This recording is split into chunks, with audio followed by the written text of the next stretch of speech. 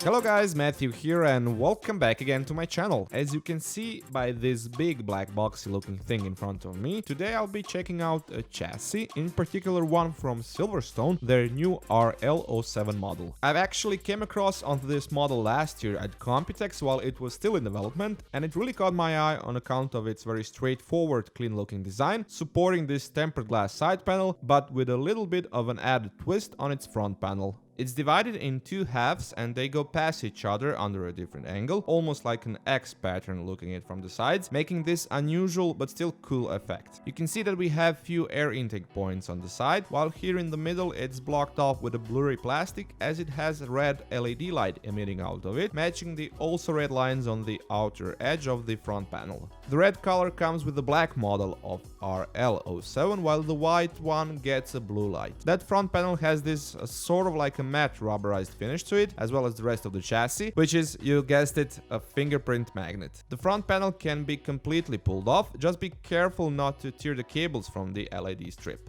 The strip itself could probably be replaced with something else, but on the first glance it doesn't seem to be fairly easy to do so. Getting back to the chassis, as I said at the beginning of the video, it's fairly simple and clean in its design. On the top we don't have any air vents, but you do have a total of 4 USB ports, 2 of them being 3.0 and 2 of them 2.0 standard, audio in and out jacks, and a power on button with an LED ring around it. On the back we have your usual layout of cutouts, while the right side is completely clean looking, nothing to see here. Lastly, as I've already mentioned, the left side has this very thick and pretty tinted out tempered glass side panel. The overall build quality of the chassis seems to be decent. Everything is made out of steel, except for the front panel, which uses a combination of plastic and steel, mostly plastic. The only thing I can complain about are some manufacturing decisions which produce these not so eye-pleasing details, like these exposed rivets and bending points of the chassis inner construction panels on the edges, although I must admit it's hard to notice that thanks to the chassis black color. Speaking of it, removing the tempered glass side panel is fairly easy and somewhat different from what you are used to seeing. On the top we have these two big thumb screws, which are easy to undo and which are basically the only thing holding the glass. Once you remove them, the glass will stay put, although I would advise for you to still hold it with one hand just in case. The reason why it stays put and why it can be secured with only 2 screws is that on the bottom edge it has a hinge which latches onto the frame of the chassis. It is a different and decent solution that makes the whole process less time consuming.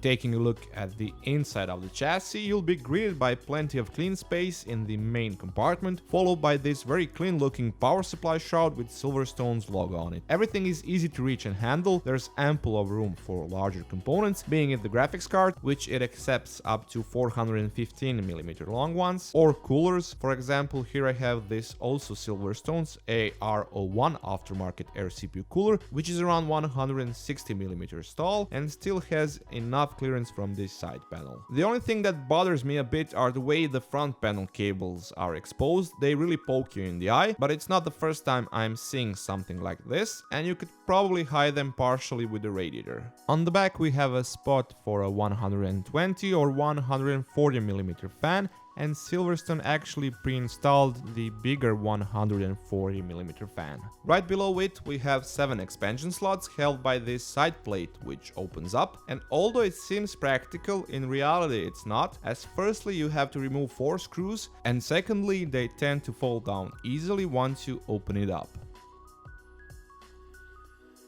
On the other hand, you'll get more than enough cable routing points around the motherboard tray, especially on the top, which is something I personally like, because it can get a bit crowded up in there. On the bottom there's only one, but it's wide enough not to cause any problems if you decide to route few more cables than usual.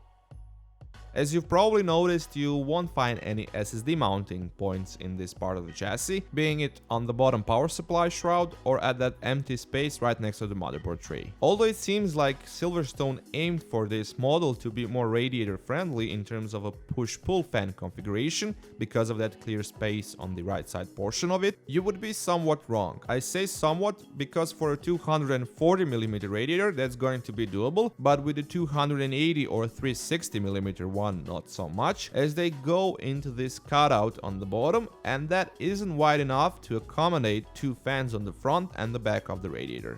Too bad they didn't cut out that shroud just a few centimeters wider, but I guess that wasn't possible due to interference with the drive cage which is beneath it.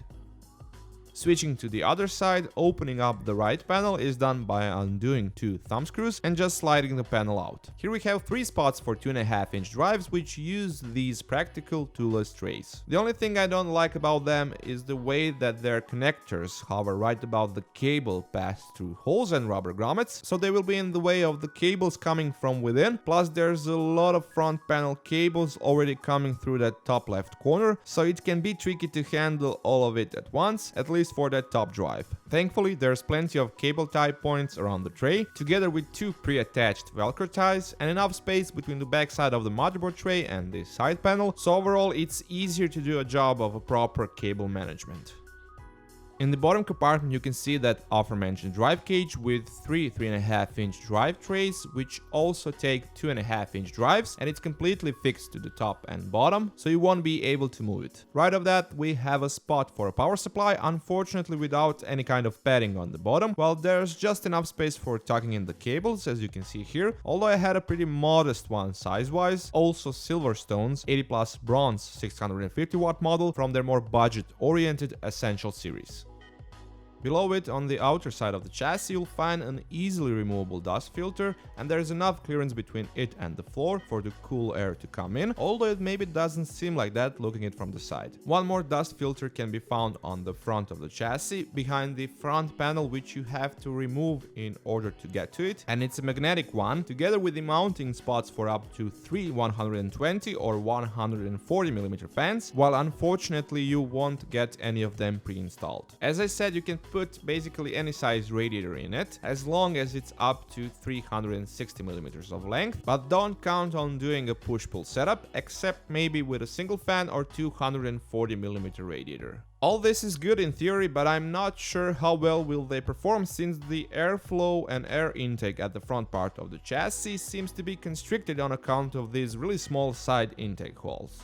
Actually, I plan to do a separate video for my Curious Geek series, comparing an open testbed testing of an air CPU cooler versus one in the chassis, using the same Silverstone AR01 cooler and this chassis, so you'll also be able to see how they perform in that matter, both for the cooler performance and the chassis airflow potential, so be sure to stick around for that.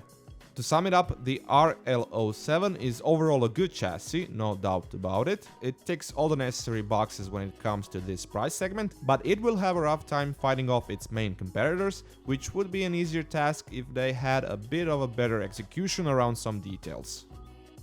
That's it for this time from me. Thank you once again for watching. Feel free to toss me a thumbs up if you like what you saw. That really helps me a lot. Don't forget to subscribe if you haven't. And if you already are, be sure to press that notification bell down below so you don't miss out on a new video. And until then, catch you later, guys.